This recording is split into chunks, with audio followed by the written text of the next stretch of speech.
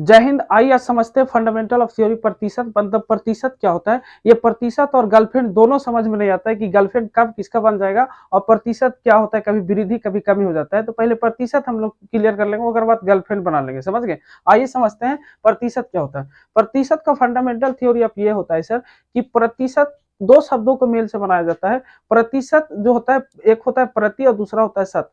प्रति का मतलब होता है प्रत्येक और शत का मतलब होता है 100। मतलब प्रत्येक वह संख्या जिसके आगे प्रतिशत लगा होता है उसको मीन्स ये जाता है कि उस संख्या को 100 भागों में बांटना। जैसे आप मोबाइल पढ़ रहे हैं, मोबाइल पर हमसे और हम आप इस पर पढ़ रहे हैं, तो इस पर भी कहता है कि मोबाइल में भी अगर जो प्रतिशत लगा देंगे तो उसका मतलब होता है मोबाइल को भी 100 भागों में बांटेगा। ये मार्कर देख रहे हैं, ये बोर्ड देख रहे हैं, आप ये माइक देख रहे हैं, ये सब कैमरा देख रहे हैं, ये सबको भी अगर जो प्रतिशत आगे लग जाएगा तो इसका मतलब होता है 100 भागों में बांटना। जैसे प्रति का मतलब होता है प्रत्येक। ये प्रत्येक जो अब आपको दिखाई दे रहा है, प्रत्येक वह मान जिसमें 100 छुपा रहता है, जिसके आगे चिन्ह होता है। मतलब प्रति से बनता है प्रत्येक और शत का मतलब होता है 100। प्रतिशत का सिंबल इस तरह से होता है, आप लोग कंफर्म आप लोग जानबे करते होंगे। एकदम बेसिक से कॉन्सेप्ट धीरे धीरे जैसे बढ़ेंगे। जैसे ये संख्या यहाँ पर दिया गया है ए प्रतिशत। ए प्रतिशत का मतलब होता है कि ए को हम 100 भागों में करके बांटेंगे। मतलब प्रत्येक वह मान जिस पर प्रतिशत लगा हुआ हो उसका मतलब जाता है उस संख्या को 100 भागों में बांटना। जैसे यहाँ पर कोई आदमी है, इस पर भी प्रतिशत लगा दीजिएगा तो इस आदमी को होता है कि इसको भी 100 भागों में बांटना है। जैसे यहाँ पर 5% है, तो इसको अगर जो हम प्रतिशत हटाने की कोशिश करेंगे तो यहाँ पर आप दिखाई दे रहा है 5% का मतलब होता है 5 को भागों में, मतलब 5 को 100 भागों में तोड़ना। अब हम दूसरा इसमें कॉन्सेप्ट समझते हैं कि कोई भी संख्या को प्रतिशत से भिन्न में लाना और भिन्न से प्रतिशत लाना। अगर जो संख्याओं को प्रतिशत से भिन्न में लाना हो, प्रतिशत से भिन्न के रूप में लाना हो, भिन्न के रूप में लाना हो, समझ गए, भिन्न के रूप में लाना हो, रूप में लाना हो, तब इसको हम क्या करते हैं। जैसे यहाँ कोई भी संख्या प्रतिशत दिया हुआ, मान लेते हैं यहाँ 5% दिया हुआ है, 4% दिया हुआ है, तो इसको भिन्न के रूप में लाना है तो हमको डायरेक्ट क्या करना है कि भिन्न के रूप में लाना है तो इस संख्या में हमको 100 से भाग देना है। मतलब 5 है तो इस प्रतिशत को भिन्न के रूप में लाना है तो 5 को कितना से भागा देंगे, 100 से। इसको कैंसिल कीजिएगा सर तो 1 बटा कितना हो जाएगा, 20। अब ये संख्या आपके पास दूसरा दिखाई दे रहा है, इस 4% को इसको भी भिन्न के रूप में लाना है तो इसमें हमको भागा देना पड़ेगा 100 से। इसको भागा दीजिएगा तो 25 चौको 100, 1/25 हो गया। और दूसरा इसमें ये होता है कि अगर जो यही भिन्न को, इस भिन्न को अगर जो भिन्न को प्रतिशत के रूप में लाना हो, प्रतिशत के रूप में लाना हो तो ऐसी स्थिति में हम गुना इसमें करेंगे, मतलब यहाँ गुना करेंगे 100 से। अब जैसे देखिए ये 1/20% है। अब 1/20% को अगर जो हम प्रतिशत में लाना चाहते हैं, 1/20 भिन्न है, सॉरी भिन्न है, तो इसको प्रतिशत में लाना है तो इसमें 100 से गुना करेंगे, 20 पचे 100, ये आ गया आपके पास 1/20 का मतलब होता है 5%। दूसरा इसमें दिखाई दे रहा है 1/25 से कहूँ, अगर जो भिन्न के रूप में लाना है तो इसमें 100 से गुना करेंगे, 25 चौको 100 हो गया, ये 4% के बराबर हो गया। अब ये शुरुआत से देख रहे हैं, पहला ये कॉन्सेप्ट था कि प्रत्येक वह आदमी जिसके आगे ये प्रतिशत लगा हो तो प्रतिशत का मतलब होता है उसको 100 भागों में बांटना।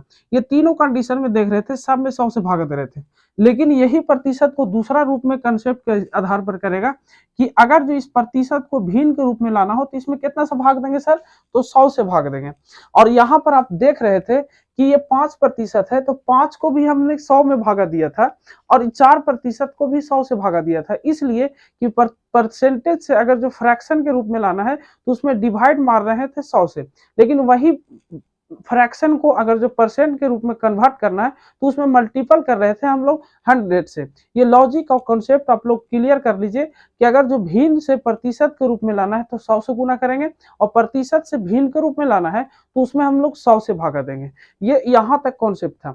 अब आइए देखिए, आप लोग को बचपन में कभी कभी क्लास चलाया जाता होगा इस तरह से, आपने एग्जाम दिया 10वां का जिसमें 500 नंबर में से 360 नंबर लाया, 500 नंबर में से 360 नंबर लाया, तो आपसे पूछा जाता है कि 360 500 का कितना प्रतिशत है, 500 का कितना प्रतिशत है, तो कितना प्रतिशत है, इस तरह से प्रश्न को।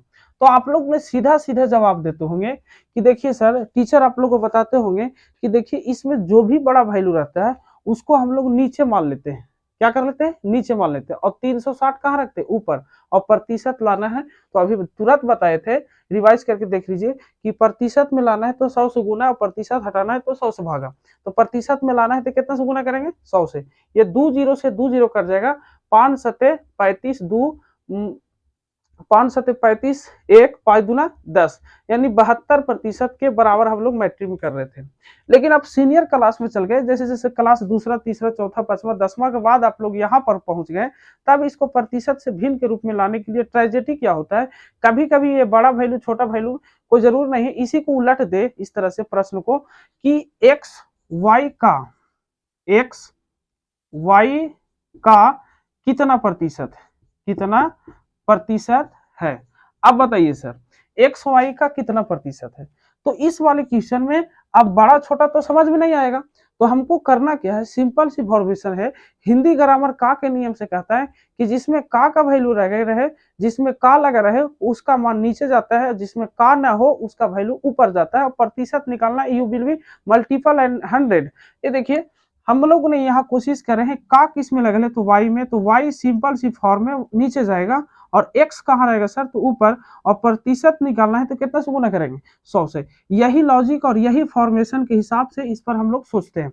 जैसे आपसे क्वेश्चन आपसे ये पूछ दे, क्वेश्चन इसमें ये पूछ दे कि बताइए 75 रुपया 500 का कितना प्रतिशत है, कितना परसेंटेज है या प्रतिशत है। तो सर बताइए का किस में लगल है, तो 500 में। 500 कहाँ जाएगा? नीचे। और 75 कहाँ जाएगा सर? ऊपर। और प्रतिशत निकालना है तो कितना से गुना करेंगे? 100 से।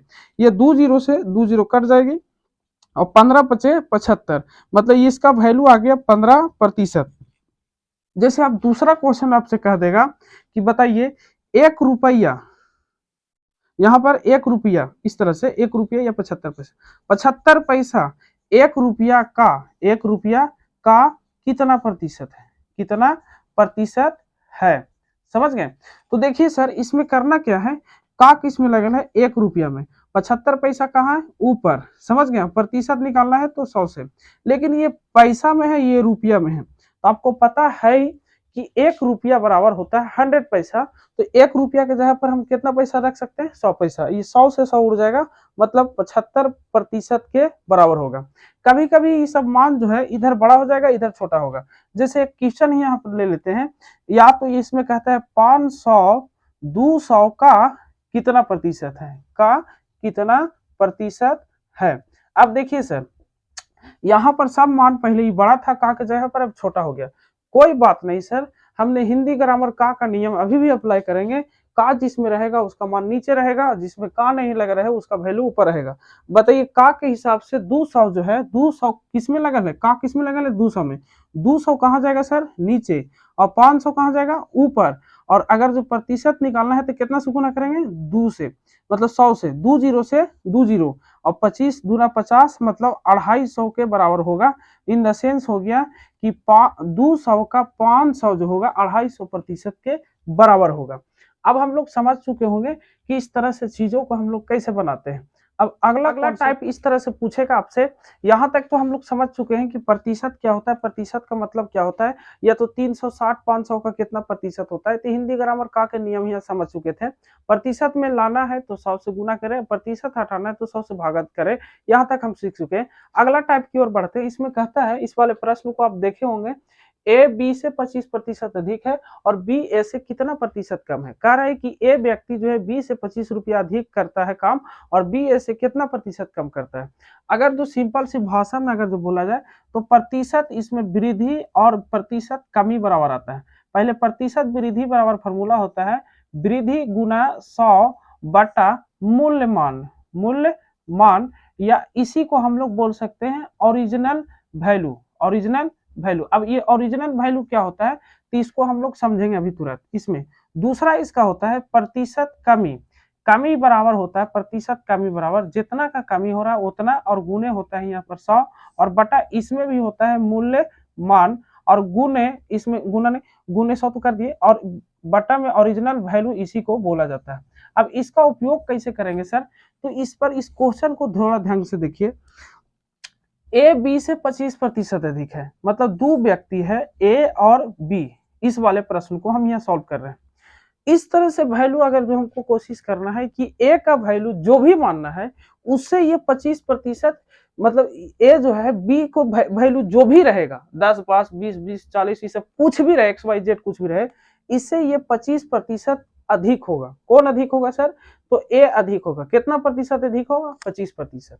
तो इसमें कॉन्सेप्ट क्या है कि देखिए अगर जो आप चाहते हैं ए का मान या बी का मान ये चाहते हैं कि एक्स मानिए वाई मानिए तो उसका 5% इसमें अधिक जोड़ना होगा। एक्स प्लस एक्स गुने 25/100।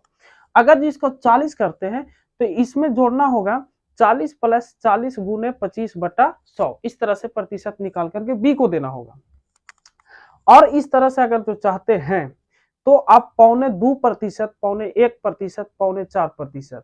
इसमें कहने के बात यह है कि अगर जो आप सक्षम जिस चीज का प्रतिशत आसानी से निकालने में कोशिश करते हैं उसी का प्रतिशत आप मानिए बी का वैल्यू और उसी से ए को तुलना करा दीजिए। तो सर देखिए इसमें अगर जो आप पैर पर कुल्हाड़ी मारना चाहते हैं तो उसको 2.25%, 3%, 2.5% कुछ भी मान सकते हैं।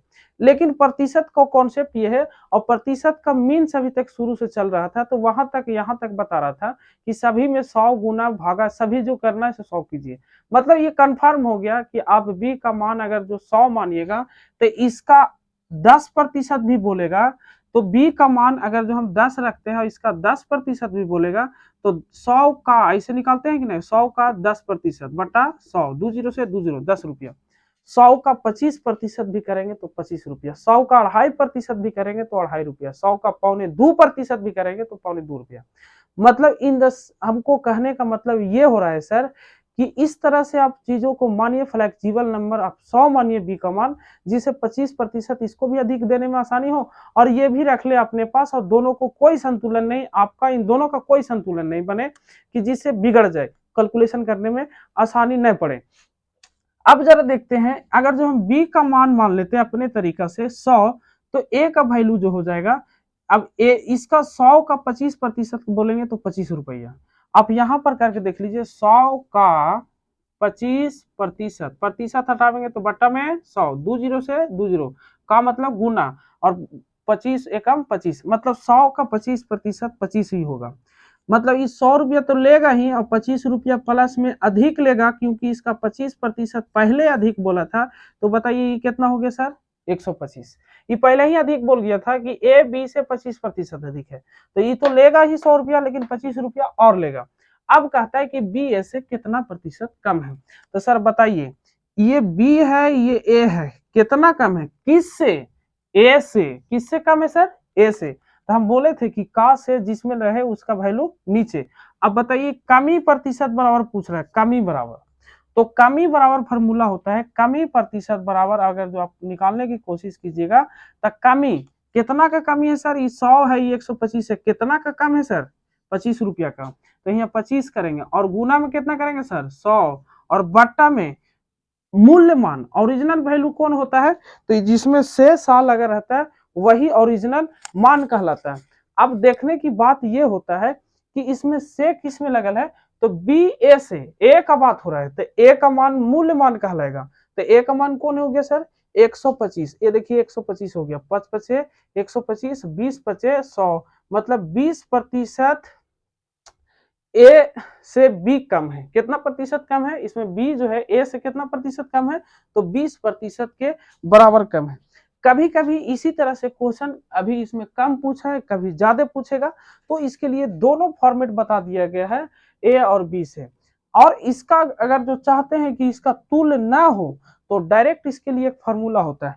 अगर जो आपके पास दिया गया वृद्धि दिया गया मतलब x% की वृद्धि हो या अधिक हो और आपसे कमी पूछे इसका दूसरा रूल नहीं पहले अगर जो अधिक दो या वृद्धि दो तो इसके लिए भी पहला फंडामेंटल होता है डायरेक्ट प्रतिशत वृद्धि और प्रतिशत कमी तो रहवे करेगा फॉर्मूला और इसको हम बोले हैं कि इसको एब्जॉर्ब करके रखे ताकि आगे काम दे।